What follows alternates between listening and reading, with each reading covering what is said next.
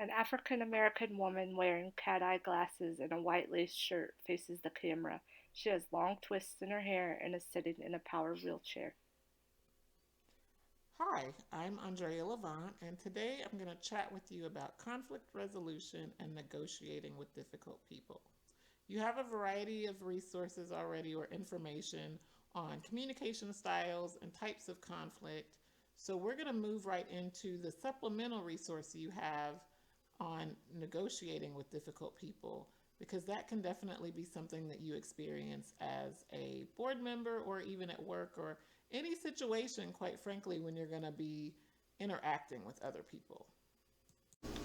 So I want to go over this PowerPoint presentation that's in your supplemental resources and walk you through what these different scenarios can look like. Some things that can commonly happen as a board member or just in general when you are working with other people or volunteering with other people. So here we go. Difficult people scenario number one. So you are facilitating a subcommittee meeting for a board that you're on, and the subcommittee includes a difficult board member who tends to take over your meetings and doesn't leave time for others to express their opinions. At the end of your past two meetings, other board members have been frustrated and you've come to no resolution. This can happen quite a bit.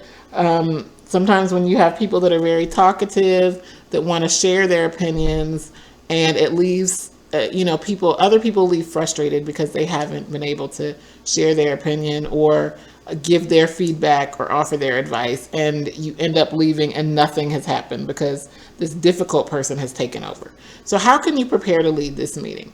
Here are some ideas.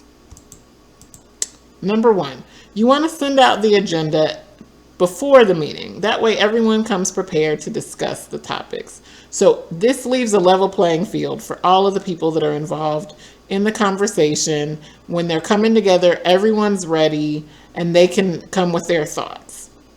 Then, you want to start your meeting stating why you're there and what you want to accomplish. I do this quite a bit in my mediation trainings that I've done because it's important. Sometimes people come just thinking they're here for a meeting or they have their idea of why we've come together, and you want to say, remind them, all right, we came here today because we are going to come to a resolution on how to deal with this problem, or by the end of this meeting today we've come to create new bylaws, and so that's what we want to do by the end of this meeting. Then you want to set a time limit for comments on each topic that you are discussing. So you can even have on your agenda, say you have a 2 hour meeting and there are different aspects of the bylaws that you want to talk about. So if you have a 2 hour meeting, you can say 10 minutes is for introductions and check ins. Then you can say 30 minutes is to go over a certain aspect, article number one or whatever. And so then you say, all right, because we have 30 minutes, that means, and we have 10 people here, each person has an opportunity to talk for 3 minutes. And say, that way we can ensure that everyone is able to have that opportunity. And then say, does everyone agree to 3 minutes? You can even choose a timekeeper and ask them to start their stopwatch at 3 minutes. And then if somebody is going over that time, then you can just politely remind them, we agreed to, don't forget, we agreed to 3 minutes. Everybody's going to talk for 3 minutes. So can you wrap it up? Or you can even give them a 30-second warning or something. Say 30 seconds, and then you can say, okay, I'm going to have to stop you here because your 3 minutes is up and we'd like to move on to the next person. And so that's one way that you can do it. If the difficult board member tries to keep talking, you want to once again interrupt politely and say, thank you so much, Bob, for your feedback. The 3 minutes is up that we all agreed to at the beginning of the meeting. If we have more time for comments later, please feel free to offer those. And so it's acknowledging, basically, when everybody comes together on the same page, then you can go back to the rules, the ground rules that you set at the beginning of the meeting, which were that we agreed to 3 minutes. And then you're going to conclude the meeting by going over the what you did accomplish. Yay! We got all 5 of our bylaws written. Thank you so much for your commitment to listening to one another and to keeping your time commitments. And when you do those things, people will have that expectation. And so the next meeting will go even better because people know how it's going to run. People are going to come prepared, and your difficult board member is also going to be prepared to not talk as much. So, scenario 2. You and a fellow board member were asked to work together to plan an upcoming event. During your first meeting, you divided up tasks for each of you to work on, but to this day, the board member hasn't completed any of those tasks or has not met any of the agreed upon deadlines, the things that you agreed to do. And they've also missed your meeting. So what can you do to address this? This is a situation that can sometimes be tricky because there's only 2 of you, and so it's a one-on-one situation. And this can happen. And there can be all kinds of ways to deal with it. Here's some examples. So first thing you want to do, if you don't have a meeting on the books already, is reach out to the person and ask if you can meet. And you don't want to go into great detail. You want to say, hi, Susan, or Susan, I'm wondering if we can get to, or Susan, are you available to meet soon to discuss the event? And you can even say, can you provide me with some availability? Or even better, because sometimes then you don't want a lot of back and forth, you can list a few times. Susan, I'd like to meet with you. Please let me know which of the following days and times you're available. And so then they can immediately reply rather than kind of having to go back and forth. You don't want to go into detail about your concerns in the email, because then when they come into the meeting, it's likely that they're going to come on the defensive. They're going to come already upset or frustrated or nervous, or they might just not come at all because you've kind of gone off in your email, and they don't want to hear that. So the fact of the matter is, we know that they haven't shown up for the past few meetings, and we'll address what happens if they don't later.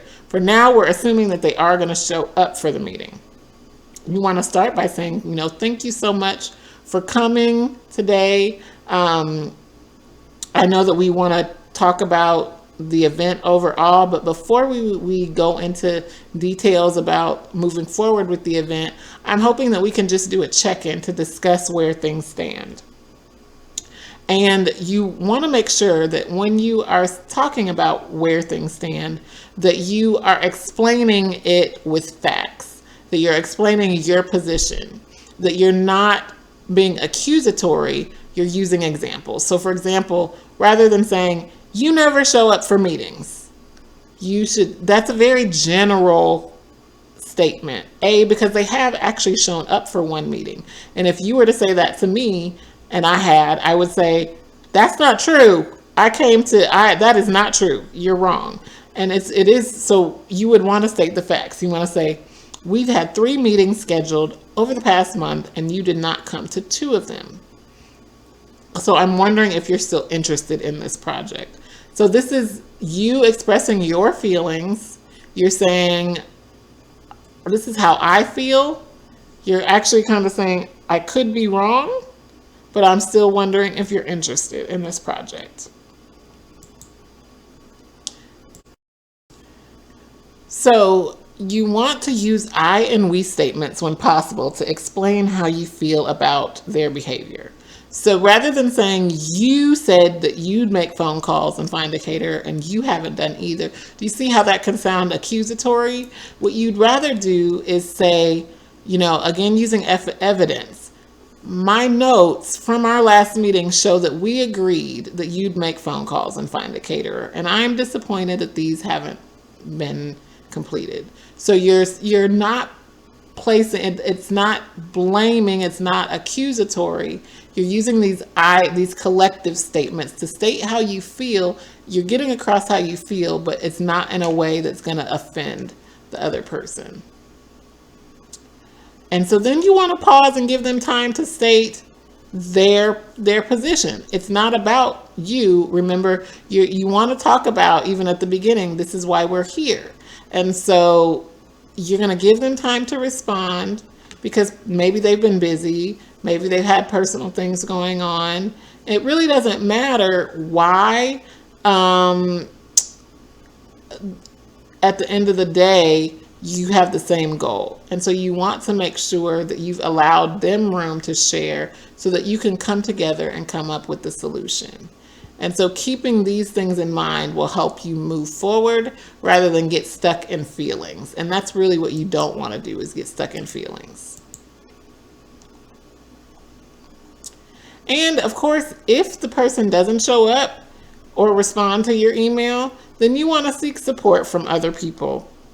You don't want to do it alone. You don't want to address it alone. You want to focus on the facts still. You don't want to focus on feelings because those can be addressed one-on-one with the person. You don't want to make it about gossiping, just saying, again, this is what's happened. What should I do to move forward? Can you support me in moving forward and work together to come up with the best solution? Then finally, scenario number 3. So you've served on a local advisory board for over 2 years, and the bylaws require members to transition off after a 3-year term. The board recently appointed a new board chairperson, and the new chair requires weekly reports from board members, monthly check-ins by phone, and a few other new responsibilities that you've never done before as a board member. You're feeling overwhelmed and frustrated. So how can you address this issue? The first thing that you want to do is list the advantages and disadvantages of actually addressing the issue.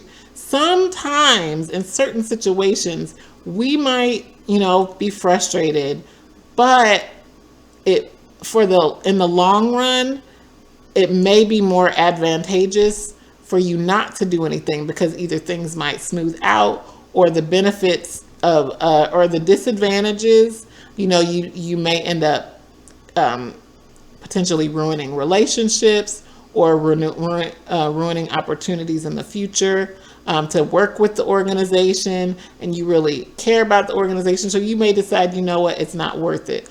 Also, it says it right here that because your board term is ending in a few months, you might decide that it's actually just not worth it for you to confront them because you want to stay in good, on good terms with everyone, and that you can manage a little bit longer. However, if it really is affecting you negatively, feel free to move forward with a plan to confront the board chair or connect with others about it. So you can get advice from fellow board members.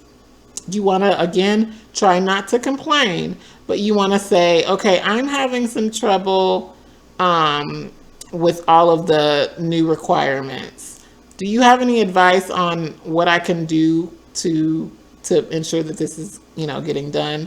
Or if you find that they say, I'm having the same trouble too. Okay, well, how can we work together, you and I, to meet the needs of the board chair? So that's one option that you can have. The other option is that if you do want to handle the concern by meeting with the board chair, you want to use the same tips that I talked about earlier in scenario 2 for a face-to-face meeting. So you want to reach out to them directly, say that you would like to set up a meeting with them, start out the meeting by thanking them for coming, and just say, hey, I'd like to do a little bit of a check-in based on what I'm experiencing as a board member right now. I know that I'm transitioning off soon, but I'm feeling a bit overwhelmed or concerned or whatever. So, and then, like we said earlier, give them an opportunity to respond. And then, say you want to work together to see how to move forward. So here are a few resources. Feel free to check them out when you have time. And thank you so much. Feel free to reach out if you have any other questions.